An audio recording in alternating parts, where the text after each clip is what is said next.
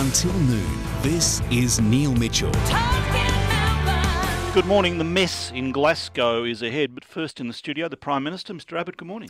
Morning, Neil. If we could first, Prime Minister, MH17, we're told there are some 80 bodies still on the ground at the crash site. Is there any reason to believe some of them are Australian?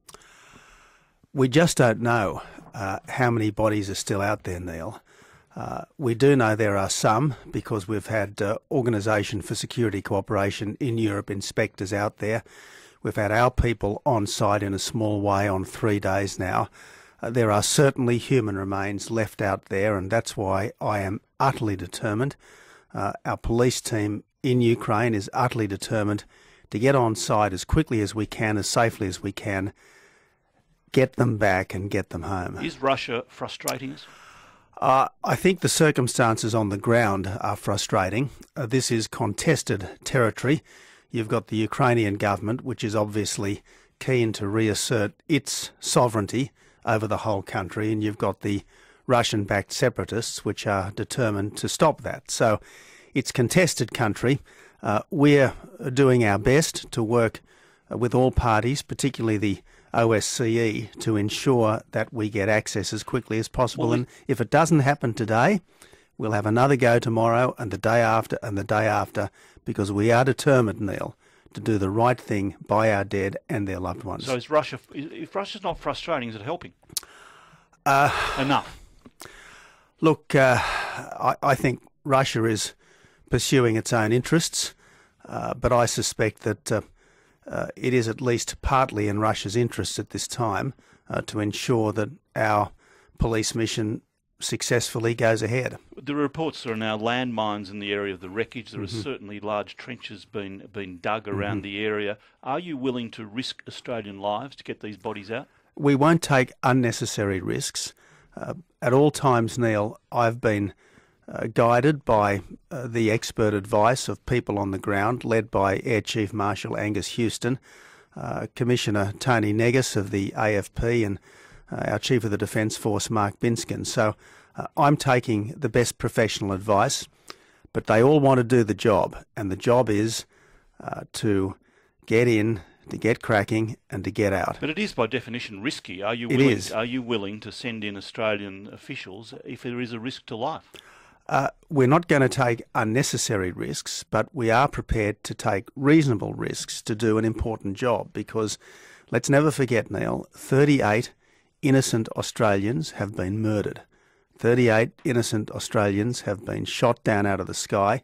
298 innocent people have been shot down out of the sky. This is an infamous crime, and we should do what we can to get them back and to get them justice. Obviously it's unpredictable, it's potentially dangerous. There have been suggestions that we have the SAS on standby if necessary to help. Is that correct?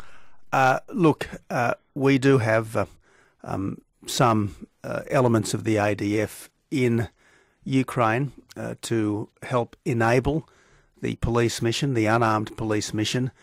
We also have some elements of the ADF in the Netherlands. This is an unarmed police mission. It's a humanitarian mission. Our objective is not to have soldiers on the ground. Our objective, Neil, is to get our dead back. But is it overstating it to say we have troops on standby? Look, I think it is, because it over-dramatises the situation, Neil. This is an unarmed police mission. We don't want to be provoking anyone. We only have one mission, and everyone in this particular part of the world has an objective. Our objective is purposeful, it's proportionate, and it's moral, because what could be more moral and ethical than going in to claim you're dead, to assist the investigation and to obtain justice? And, well, what could be more unethical and immoral than frustrating that? Exactly right. This is where it comes to, I think it rests with Russia, does it not? Well, look, my objective is to secure our dead. That's my objective. If you ask me about the geopolitical situation in Eastern Europe, of course, it would be much better if we didn't have large countries interfering in the affairs of small ones. You said you will go back day after day after day and try. Are you saying you will not give up on getting these bodies? That it might reach a stage where it just can't be done? Well, we're not at that stage, Neil, and I hope it never gets to that. So you won't give up? We will not readily be deterred here. I mean, we are determined. I think if there's one thing that Australia has shown over the last fortnight is that when something like this happens, we are determined to do the right thing by our people. Is Australia willing to join sanctions against Russia if it does not cooperate? We already have some sanctions on Russia. Our priority is not further sanctions at this time. Our priority is getting our mission in there. That's our priority. Down the track, we're quite happy to look at this issue, but at the moment, it's not our priority. Where does Australia stand on the Russian resolution for the UN? Well, we've got a resolution. A resolution 2166 is a very, very strong resolution, and that provides all the authority needed for the unarmed police mission to go in, to secure the site, to recover remains, to assist the investigation, and to do our best to secure justice. So we don't need a further resolution, and I'm always anxious with further resolutions that there might be ulterior motives involved, that it might all be about trying to secure some kind of an advantage in the games being played in Eastern Europe. Prime Minister, you've told us about a couple of conversations with Vladimir Putin. Have you developed a relationship with him?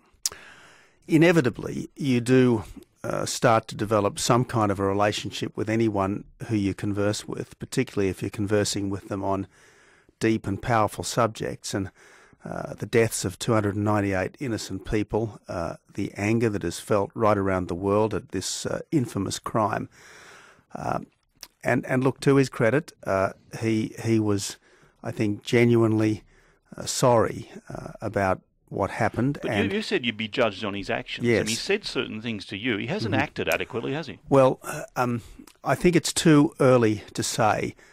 If we get in, if we can recover our dead and assist the investigation, and if that's unhindered by the Russian-backed separatists, well, we'll have to say that at least subsequent to the conversations, he has been as helpful as he can be. Is it still open to you, or is it still a possibility he could be declined an invitation to G20?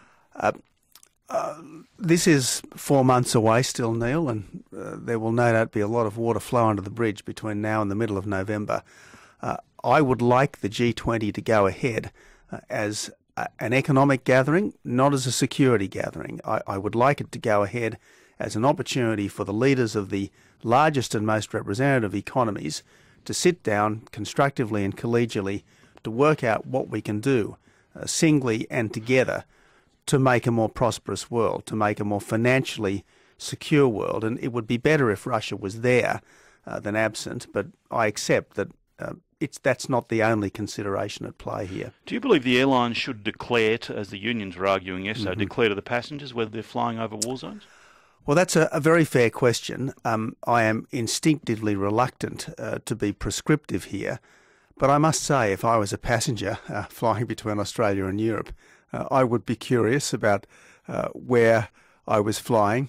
I can remember years and years ago on my first trip to Europe as a government minister, looking out and thinking I think that would be Iran down there, and wondering about what may or may not have been happening.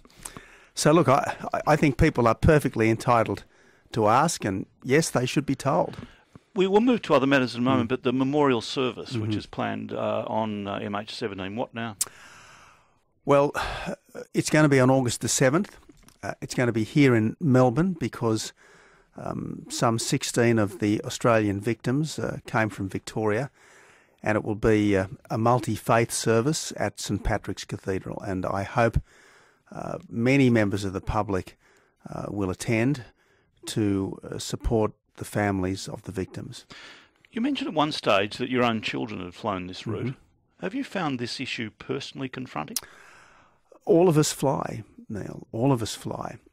There are few Australians who have not got on a plane and flown to Europe, flown to London, and So all of us can be 35,000 feet above very difficult contested ground, and we all looked at the photographs of the dead, and they were our friends, our neighbours, our family. You know, these are people who could so easily be our own loved ones. So I think there is a very strong sense amongst Australians that this is a violation of our way of life, not something that just happened in a remote country in unusual circumstances. Do you feel a sense of history with it as well, that in a sense it could define your Prime Ministership? Look, it's not about me, Neil. This is a terrible, terrible thing. This is an act dreadful beyond words, which has occurred to 298 innocent people, including 38 Australians. And the important thing is to respond with strength and purpose in these circumstances. It's now some weeks. Yep. Just a final point on this. Are you still optimistic of getting the bodies back? Yes, I am. I'm not sure of it, but I'm confident of it because it is so obviously the right thing to do. And I know that what we want to do is a distraction to others who have their own purposes, but our purpose is so obviously right and proper that I believe it will prevail.